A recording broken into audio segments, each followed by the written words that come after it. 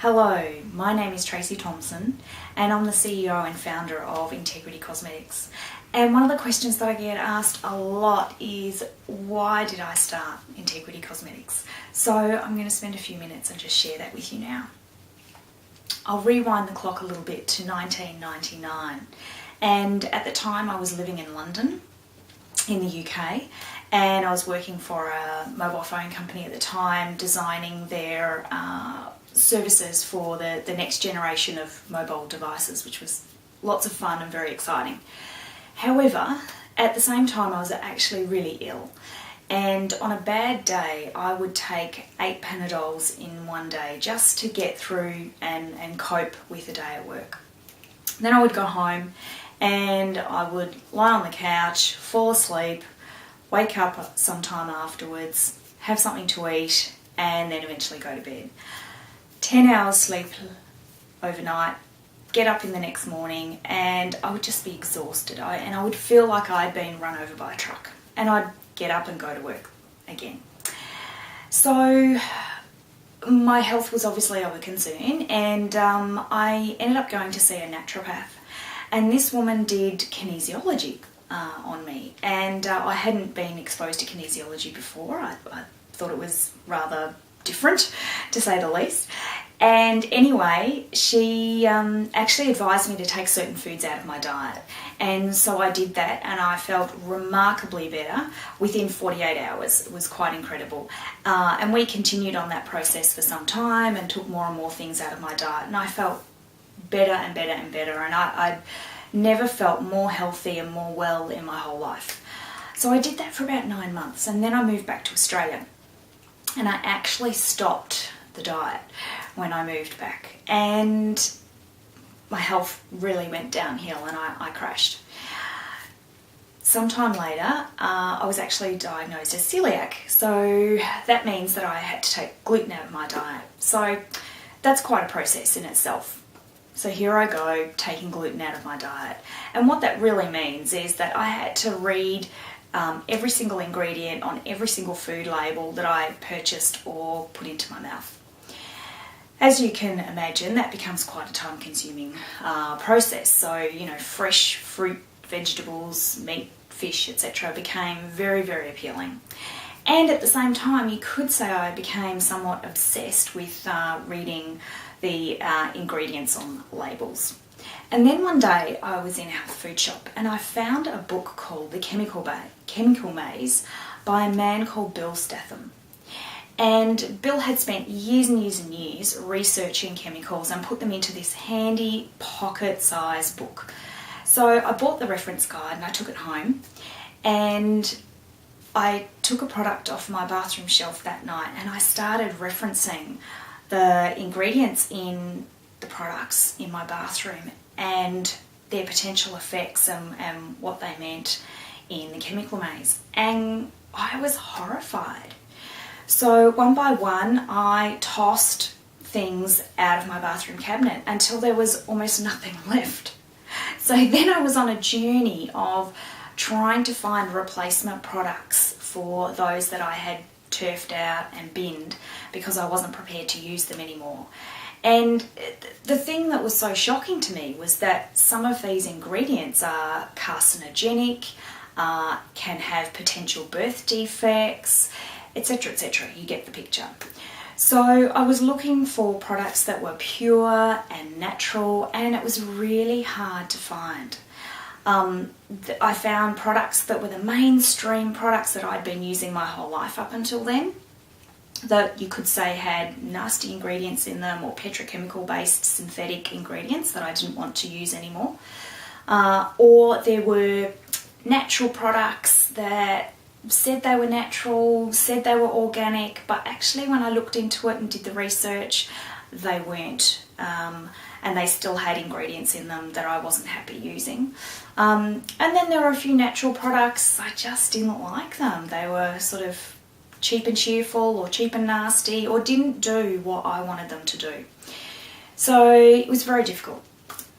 Then I, at some point in time in there too, I discovered a book called Power versus Force by the late Dr. David R. Hawkins. And I read Power versus Force, and kinesiology was a major part of that book. And Dr. Hawkins had created a scale from 0 to 1,000 by which you can calibrate things on. And he had calibrated, and many other people have calibrated, lots and lots of things, whether it be a piece of broccoli and a piece of organic broccoli, for example. And the organic broccoli calibrates higher than the regular broccoli.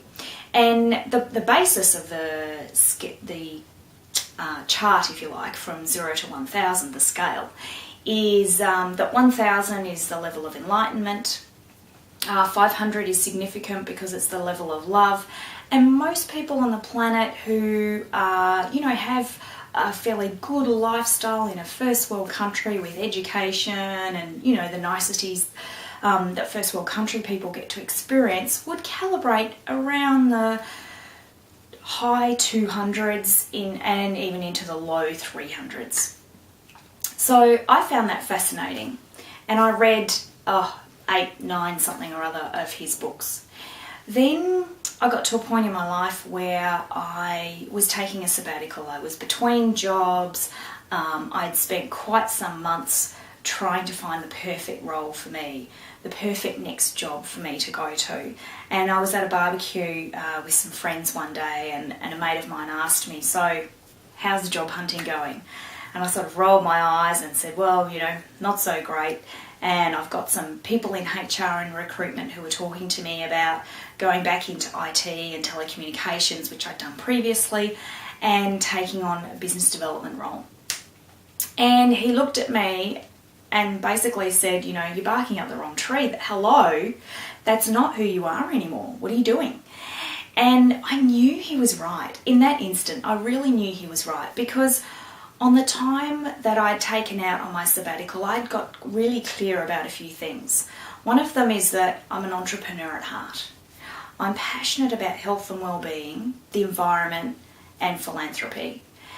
And I want to make a difference on the planet on a large scale. So that's where I'd got to. So I knew he was right.